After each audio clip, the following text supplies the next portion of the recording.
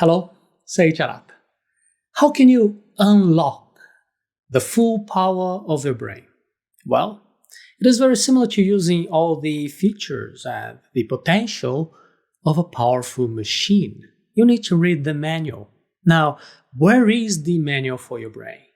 It is in neuroscience. But be careful here because there are many wrong, old ideas and beliefs about your brain. You may have heard people saying that there are left brain thinkers and other people are right brain thinkers. People say that if you use your left brain more, you're good at thinking clearly and talking. And if you use your right brain more, you are very good at art and understanding feelings. This idea is well known, but it is not true. Your brain is more interesting and also more complicated than that. Today, we will learn the real facts about your brain, and all of that will help you to use all of its power. Knowing how your brain really works can help you to reach your goals. For example, do you want to pass a hard test? Do you want to speak a new language? Do you want to learn new skills for a different job? Do you want to make more money?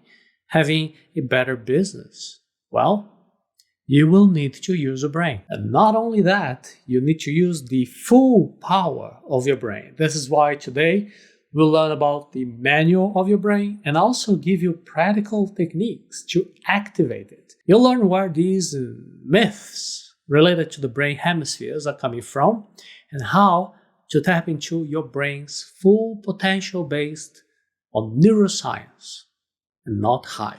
To unlock the full potential of your brain, first, you need to understand your own mind.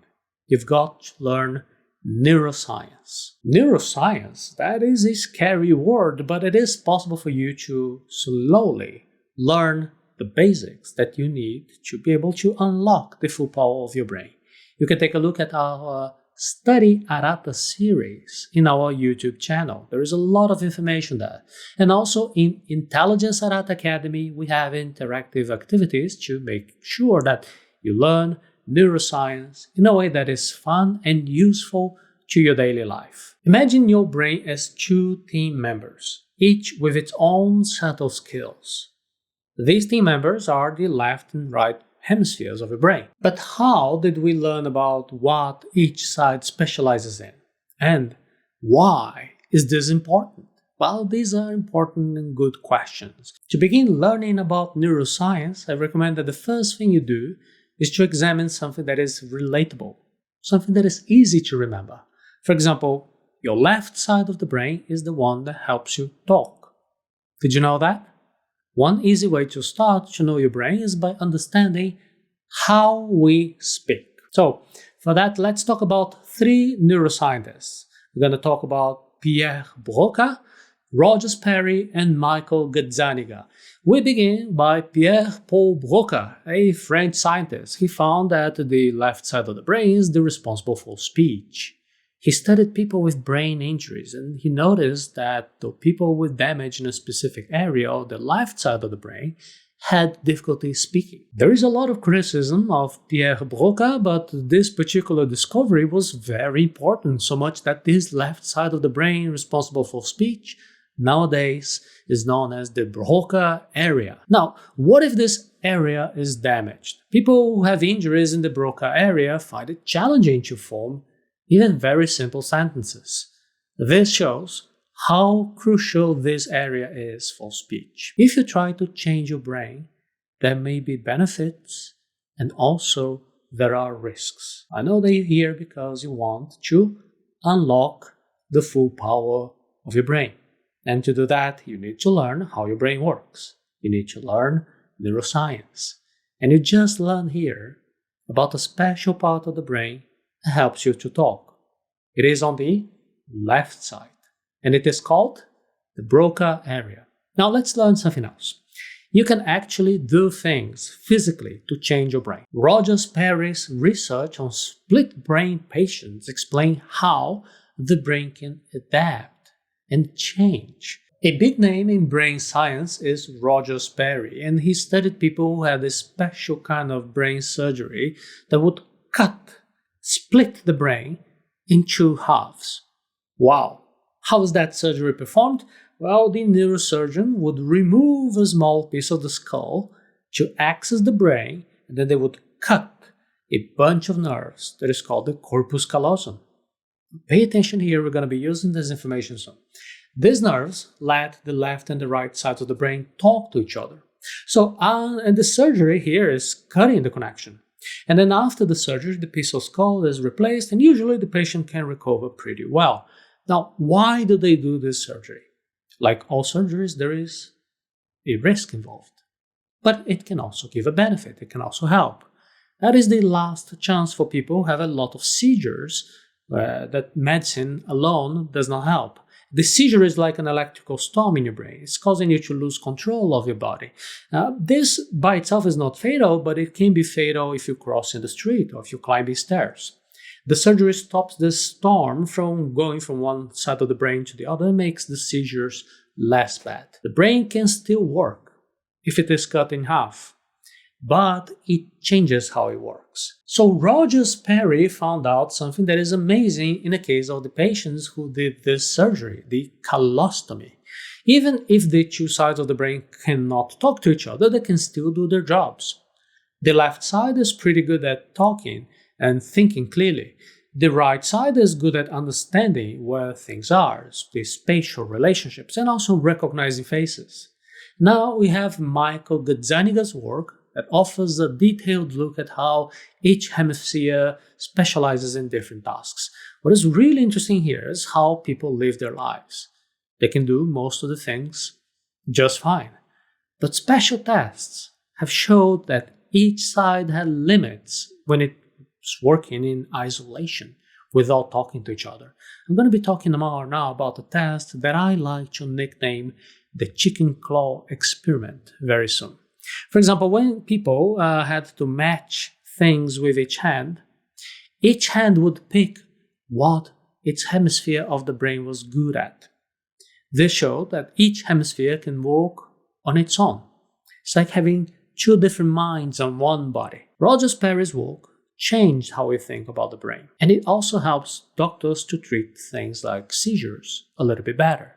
And it gives scientists new ideas about how people act. Over the years, we learned so much about the brain. We're going to be leaving here a link in a screen for a paper by Michael Gazzaniga if you want to have a detailed review of how split brain research has been evolving over the years. Your brain likes to make up stories. Don't always believe them. Sperry was a mentor to a young man named Michael Gazzaniga at Caltech. They worked together on a special split brain experiment. I like to call it the chicken claw experiment. Please don't Google that name. You're not going to find much. As always, I keep the links to the sources here in the image of the video if you want to go deeper. This experiment showed that the left side of the brain can make up stories. It does this when it does not have all the information. And this is pretty big news. It shows that our brain tries to make things make sense, even when it doesn't know everything. Before we go deeper into this experiment, let's start with the basics.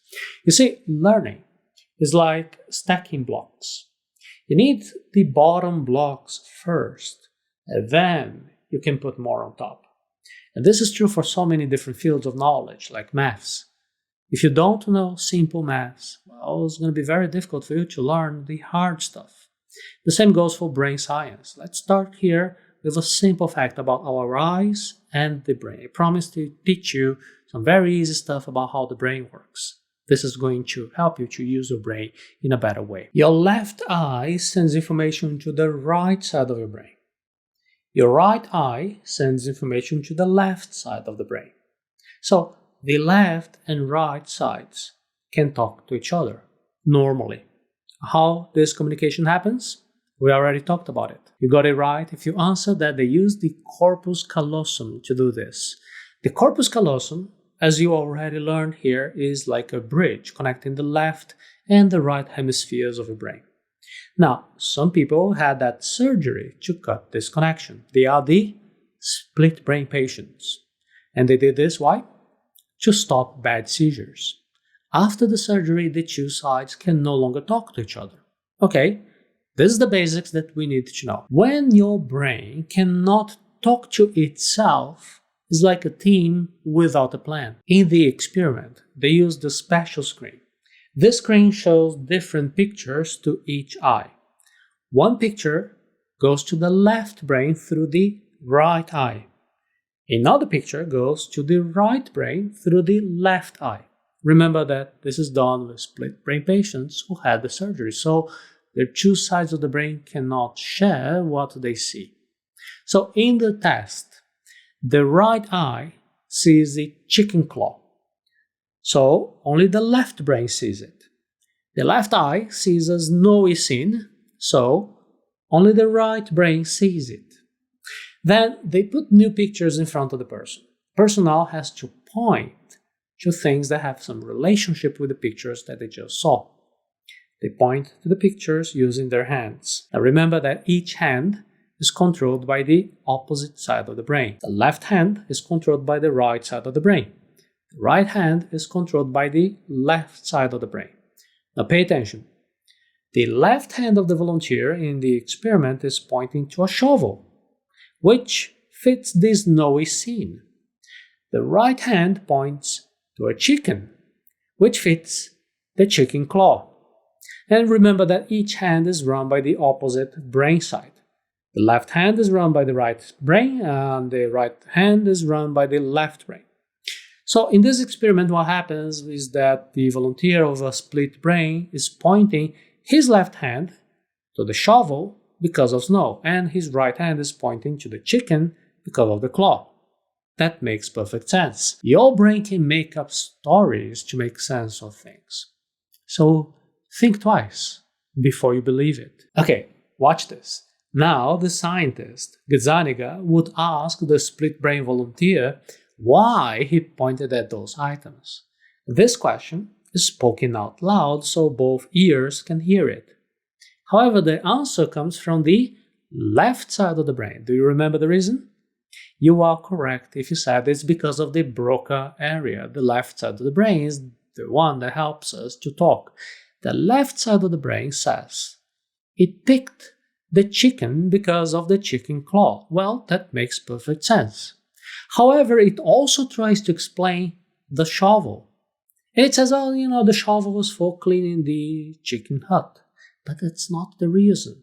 The real reason is that the shovel would help to clean the snow from the snowy scene. This is a fabricated explanation to say to clean the chicken hut. This is interesting because the left side, the speaking side, did not see the snowy scene. The snow image was sent directly to the right side of the brain, which cannot communicate with the left side of the brain because this is a split brain patient.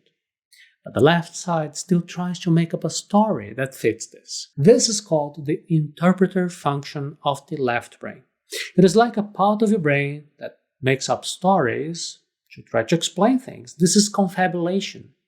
Even when your brain does not have all the facts, it tries to make up a story that seems right. You can see more details about confabulation in our previous episode of the Hello, Seiiti Arata series. See, knowing this can really help you. Sometimes you think you know why you did something, but it might be a made-up story. It's good to remember this. It helps you to know yourself better. Also, this finally helps us to explain how to use your full potential. It is not about trying to separate and optimize left and right brain functions, because probably, I guess, that your corpus callosum is intact. So you are an individual with the hemispheres that are still connected. Don't just follow what everyone says about science. You have to learn the real facts to make better choices. Neuroscientists like Broca, Sperry, Gazzaniga, they have taught us a lot. Their work changed how we think about the brain hemispheres, not just in science but also in pop culture. Many people now believe that the left brain is for thinking and the right brain is for being creative. This idea became very popular. Books and courses and even magazine articles started to claim that it could help you to unlock your right brain so you could become more creative, or train your left brain for better logical thinking. You see, these training courses can help you to gain skills, but they don't work the way they promise. The whole left brain, right brain thing is a bit of a myth, but you can still end up practicing the skill. And that's why you might get some benefit of it. The science behind how the brain hemispheres work for people who have not had surgery on their corpus callosum, which is the majority of us, is not that straightforward, so simple. The brain is more complex than, left is for logic and right brain is for art. Sperry and Gazzaniga both have emphasized the complexity of the brain in their scientific works. They have shown that while there is some specialization, both hemispheres work together in most tasks, especially, once again, if you have not done the brain split surgery. Sometimes people change science to be able to sell things. They promise more than what they can actually give. So it is very good for you to check if something is true before you believe it. This is why here in Arata Academy we do a detailed explanation with sources, so you have a very good understanding of what you're doing. Don't fall for these left brain, right brain myths. Use both sides to unlock the full power of your brain. So, okay, what should you take away from this? Well, first of all, do not believe this left brain, right brain talk. Both sides of your brain work together. If you haven't had brain surgery to cut your corpus callosum, ideas about using only one side of your brain don't really make a lot of sense. Also, think about the special jobs that different parts of your brain do. Try learning new skills that use both thinking and being creative. For example, you could try music or making movies. It would be good if you would actually want to become a musician or a filmmaker. However, that's not really the dream of the majority of people. So here's one suggestion that everybody can do. One way that you can practice the full potential of your brain is by using the memory palace. Pick a place that you know well for your memory palace. The clearer you see it, the better it works. The memory palace is a great tool for remembering things. People have used it since the time of ancient Rome. It uses your brain's skill for remembering places. Now here's how to use it step by step. First of all, pick a place that you know really well. That will be your memory palace. It could be your home, could be your way to go to work, could be a park you like. The clearer you can see it in your mind, the better. Now, you're going to pick some of the main spots of these places in your memory palace. These are places you will put things that you want to remember. If you pick a house, this could be the front door, the kitchen, and the living room, and so on. You can pick between 10 to 25 spots. Make the scenes in your memory palace strange and clear. The weirder they are, the easier they are to remember. Now you're ready to remember things. You can walk through your memory palace in your mind at each spot, make up a clear, strange scene about what you want to remember. The more exaggerated it is, the better. Let's see how to use this memory palace to remember a shopping list, for example. So first of all, we're going to need a list. So in our list, we're going to have eggs, milk, bread, bananas, chicken, broccoli, apples, cheese, tomatoes, and chocolate. Okay, how can we remember this? You will imagine that you're now walking through your front door. Suddenly, a giant egg, wearing boxing gloves, punches you. The surprising scare will help you to remember eggs. Okay, now in the kitchen, you're going to see a river of milk flooding the floor. Your fridge bursts. There's milk pouring out. Math will help you to remember milk. Do you understand how this technique works? You can keep exploring the place around your memory palace, and the more you do it, the better it gets. Next, you can see your couch piled high with loaves of bread, like an artisan bakery display here. Piled bread, so high you cannot even sit down. Now it's going to be hard for you to forget about bread after that. In the bathroom, monkeys are swinging from the shower rod. They are peeling bananas. And as you enter, they are tossing banana peels at you. This chaos will help you to stick in your mind the idea that you need to buy bananas. Now your bed is stacked with chickens that are wandering and clucking very loudly. Chickens in your bed that will certainly help you to remember. At the top of the stairs, there is a broccoli monster, an ogre, roaring and trying to grab you as you pass by. Very scary. This will help you to encode broccoli in your memory. Outside, your car is stuffed with apples. There are so many apples inside of your car, they're falling out through the windows of your car. You walk through them like deep snow, and now you will not forget about apples. Make sure to go beyond images. You can even imagine smells, texture, or even taste to help you remember. As you approach, there is a smell hitting you. You realize that the entire sidewalk has been transformed into melted cheese. So pungent, so sticky. Now you will not forget cheese. In the yard, tomatoes splatter your windows red like some angry audience throwing rotten tomatoes at you. Very hard to miss tomatoes after feeling that situation. Now, finally, your door is coated in chocolate, like a delicious brown paint, and as you touch it, the chocolate melts in your hand. You lick it off as you leave. Now, chocolate will stick in your mind. So to sum up, you will make up clear, very strange scenes at each spot, and this will help you to remember your shopping list. The stranger and more detailed, the better you will remember. Did you like it? In the Intelligence Arata Academy, I'll teach you actually how to make this even better and easier to make.